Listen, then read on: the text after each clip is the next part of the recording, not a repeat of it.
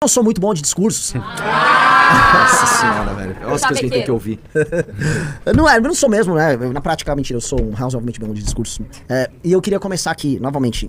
Eu ia pra começar pra fase dos agradecimentos, mas eu vou terminar com a parte dos agradecimentos, né? Antes de tudo, já que, enfim, estamos falando das jornadas e tal, meio que eu sempre achei que eu tinha que estar fazendo isso da minha vida, tá? O meu irmão sabe disso, eu acho que meus pais sabem disso. Desde criança, eu sempre tive essa coisa com história e com política e com poder. Eu sempre fui um rapaz tímido, muito fechado, muito sonhador. E quando você é tímido e fechado, você tende a, enfim, se sentir impotente pra mudar as coisas ao redor de você. E aí você imagina as coisas como tem que ser dentro da tua cabeça, né? E eu sempre fiz isso, só que eu sempre enfrentei minha timidez e sempre tentei me organizar. Então na escola eu organizava time de futebol. Eu lembro que uma vez meu irmão, a gente organizou uma cidade em rebelião no sítio dos meus pais, que era Bizâncio, né? A gente declarou guerra aos adultos e a gente perdeu a guerra. Mas, enfim, um pouco da história da nossa vida, né? Declarar guerras e perdê-las. Na faculdade eu montei um partido acadêmico chamado Movimento Resgate Arcadas, que foi roubado e tomado por amigos. E ele começou com um partido super inovador e tornou-se uma merda no final, mas no pequeno período em que a gente tocou foi magnífico. E depois fundei, junto com meus amigos, o Movimento Brasil Livre, com o Pedro, com o Alexandre, com o Kim, com o Riso, com o Gabriel, com o Fred. Se eu estiver esquecendo alguém, por favor, não... Eu já citei o Kim, o Fonão, que está desaparecido, o senhor Fonão, tá? Carratu, o grande Marcelo Carratu. E nós começamos, e havia uma sensação quando a gente fez o impeachment da Dilma, que foi no dia 1, eu falava isso muito com o meu irmão, eu falei, vamos filmar tudo que vai dar um documentário, porque nós vamos derrubar a Dilma Rousseff. A gente tinha certeza durante todo o processo que a gente ia derrubar a Dilma Rousseff, e nós derrubamos a Dilma Rousseff. Outras vezes que a gente teve nossas missões e enfim, em nossos trabalhos, a gente tinha certas dúvidas. Mas essa do partido, eu não tive dúvida em momento algum. O Couto sabe disso, o Couto também sentiu isso. Quando a gente começou o processo de montagem do partido, quando a gente chegou nas cores, no preto, amarelo e branco, eu falei na hora, esquece, vai sair. E a gente dava como certo, que a gente deu como certo a montagem do partido o tempo todo. E é uma coisa extremamente arriscada, né? Porque você pode perder todo o dinheiro que você investiu no processo, todas as fichas, ou seja, se você não obtém as fichas no período de 2 anos, você perde todas elas.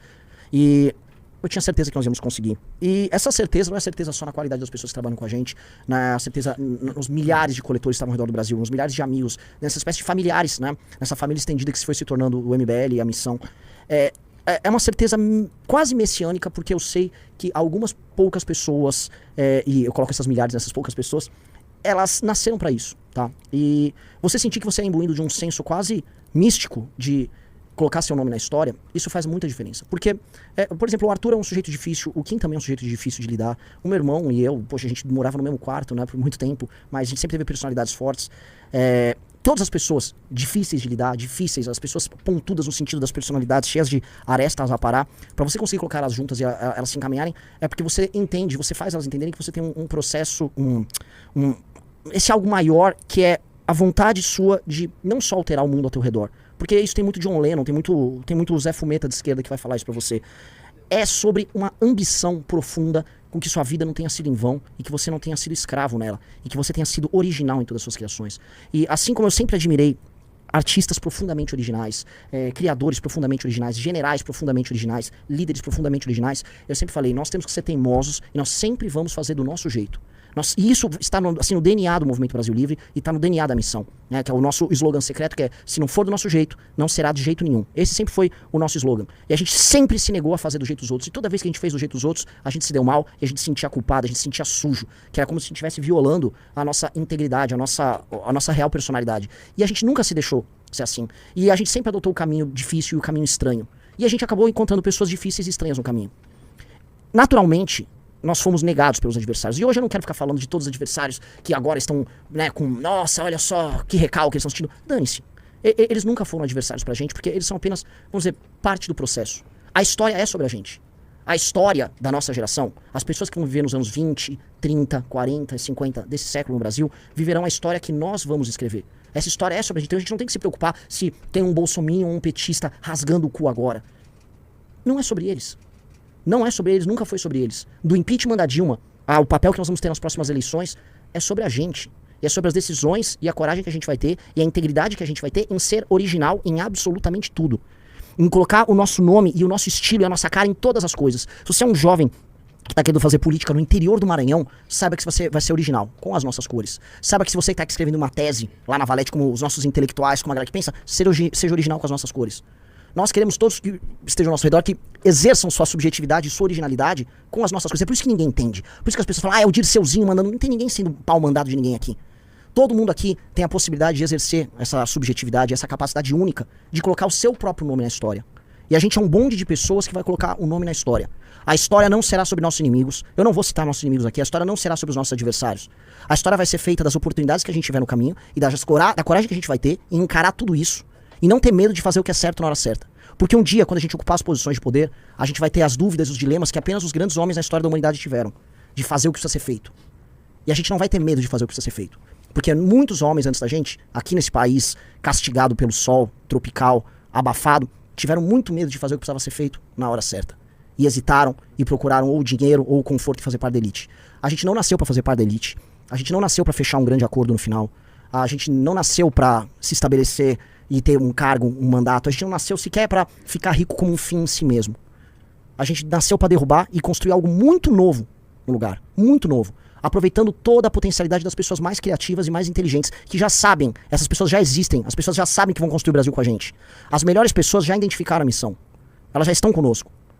E aí é uma questão apenas de o eleitor descobrir na hora certa.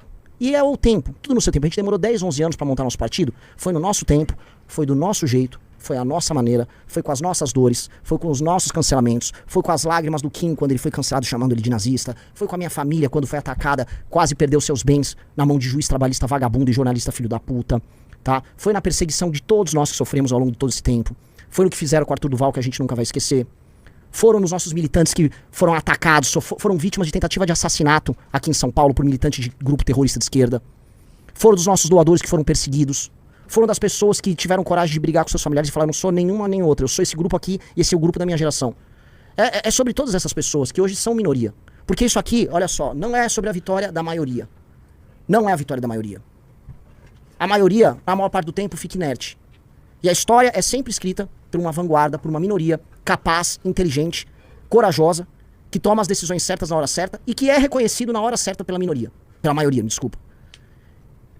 E é esse o papel que eu acredito que eu vou ter, esse é o papel que o Arthur tem, esse é o papel que a Amanda tem, esse é o papel que o Guto tem, esse é o papel que quem tem, que o meu irmão tem, que o Couto tem, todas as pessoas que estão nessa sala, todas as milhares de pessoas ao redor do Brasil que fizeram parte desse processo, todas as pessoas que doaram e todas as pessoas que ainda estão por vir, tá?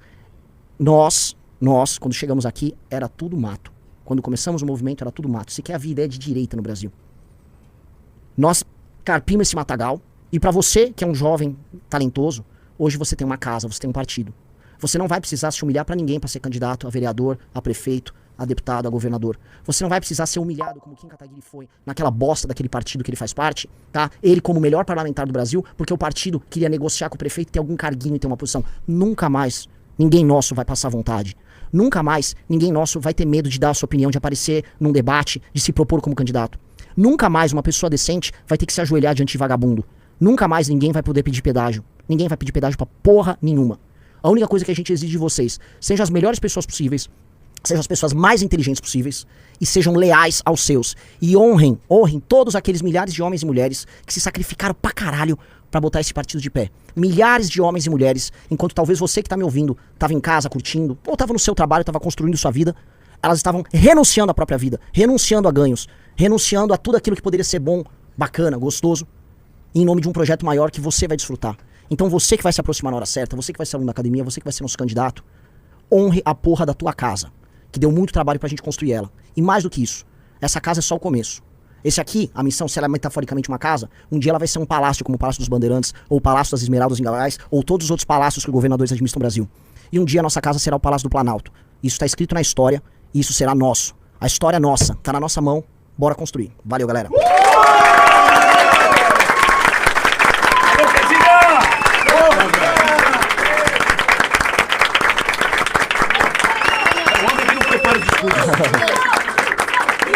Missão, missão, missão, missão, missão, missão, missão, missão, missão, missão. Ô, Renan, pra não ser injusto, tem 3 pessoas que a gente precisa citar. Por favor.